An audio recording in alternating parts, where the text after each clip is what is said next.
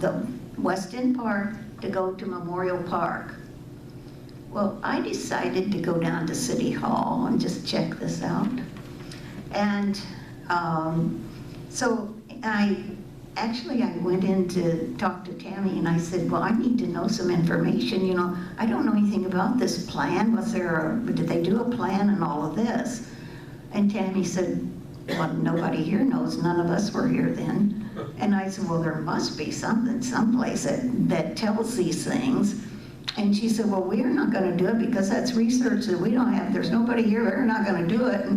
And she said, oh, well, here. And she went in and got a book that was about 8 inches thick and said, here you go. Here's the book of plans. And she said, just take it home and look at it and bring it back. So that was really good because there's a lot of stuff in there. So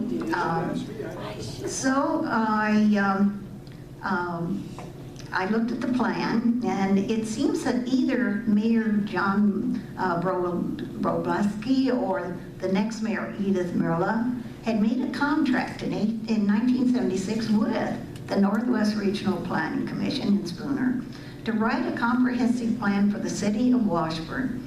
And this actually was a great idea because they didn't know a direction that was best for Washburn after no longer with the railroads and no longer with any industries. This first plan says the same thing as other plans since have said. And we've had many other plans since there. And all of them say, because Washburn has no connection to its lakefront, people just drive through, we kept the lakeshore unharmed. But our lakeshore would not have been saved for us if the railroads and the sawmills hadn't been down there making it an undesirable place. So the comprehensive plan was officially adopted by City Council on May 10th, 1976. By its inclusion, it said a lake trail was needed for our city and it should come between the two parks.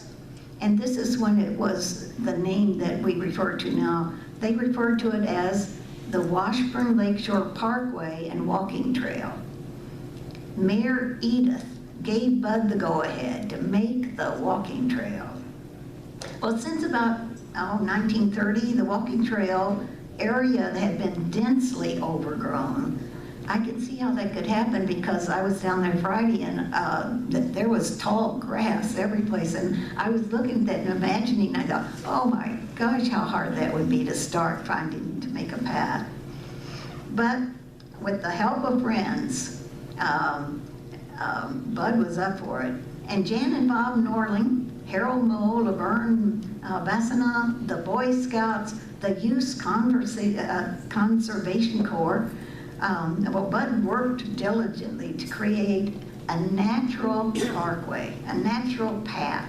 They cut through thickets of brush. They pulled up large timber from the lake to lay a bridge with steps to get in and out of the deep ravines. Timbers for a couple of the ravine crossings were set in place by the Ashland National Guard Unit Company, A724 Engineer Battalion. They built a bridge over the ravines, and they had beautifully aged timbers that had washed ashore. They brought in 2 large rocks to be placed at the beginning of the trail, and now that was 1977. It all happened so quickly, said Jan Norling, with the guiding inspiration of Bud Robinson. Well, his words and his have been placed on a sign, and I know you've all seen this sign down there, the trailhead of the Washburn Walking Trail, and it says, treasure and cherish our pathway by the lake. Be gentle to it. It's probably more fragile than we. Words on the sign were written by Bud Robinson. D. Hagen Peterson's husband carved the lettering. The timbers were recycled from old conduit on the White River. Pictured is William Bud Robinson planting birch trees he started from seed from his garden and kept them in his basement until planted. A few days ago, I talked to Jan about the trail, and she told me how Bud, with his musical ear, when they were on the trail and the wind was blowing the leaves, he would say, listen, the wind is in the key of C. He loved the bird songs and the quietness to hear them. So I was reminded of this when a few weeks ago I had a friend from Minneapolis visiting me, and he kept saying how quiet this town is compared to his building in Minneapolis, which is by the Vikings' new football stadium. And he went, so we went to the walking trail. He took about 10 steps and stopped.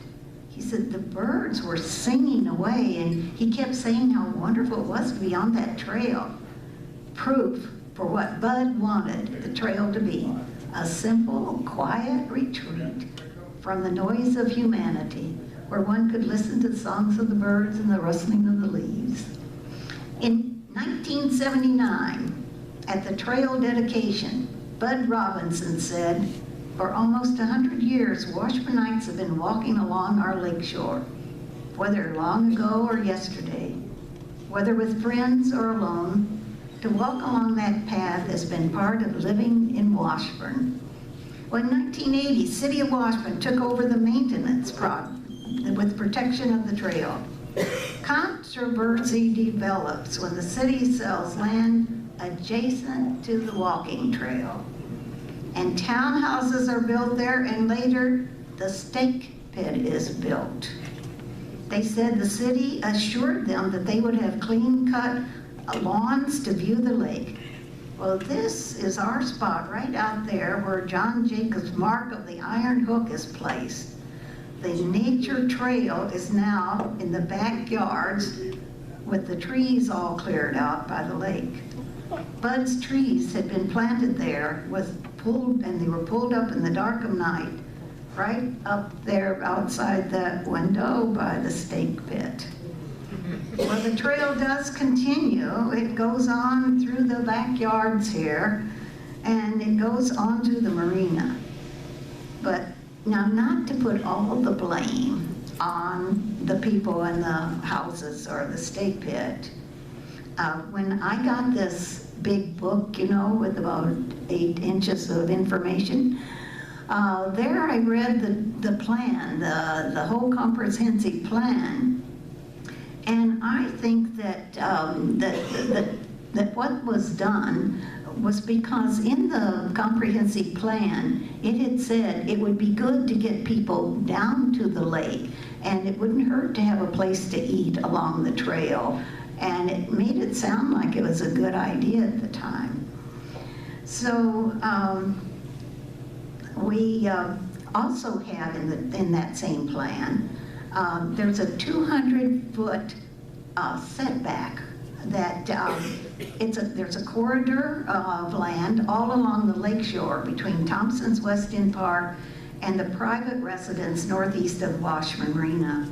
The Lakeshore Parkway was established for the purpose of a public lakeshore trail between Thompson's West End Park and the Memorial Park.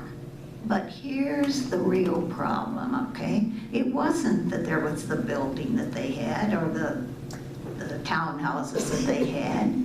It's that they cut down all the trees. You know, had they left the big trees out where you could have views and not have it just all clear cut, I don't think that the city on the trail people would have been quite as angry. But the Lakeshore Parkway then was established for the purpose of the public lakeshore trail and between Thompson's West End and Memorial Park, and it never has had those trees back. So it was the lack of the vegetation and the rocks and all that made it look like you were still in the primeval forest. But the Washburn Waterfront Management Plan was adopted after that. And so this was a real important thing. The plan shows how and what trees and vegetation should be planted and where to replace the areas behind the condominiums and the steakhouse, the steak pit. And so it was never followed. But up on your screen here, this is the plan that they had made that where the vegetations and exactly what low growing, what the shade, everything about it was the plan then to improve this down to the lake. So we're going to take a little intermission now, and then when we come back, we'll get into serious stuff with the lake path.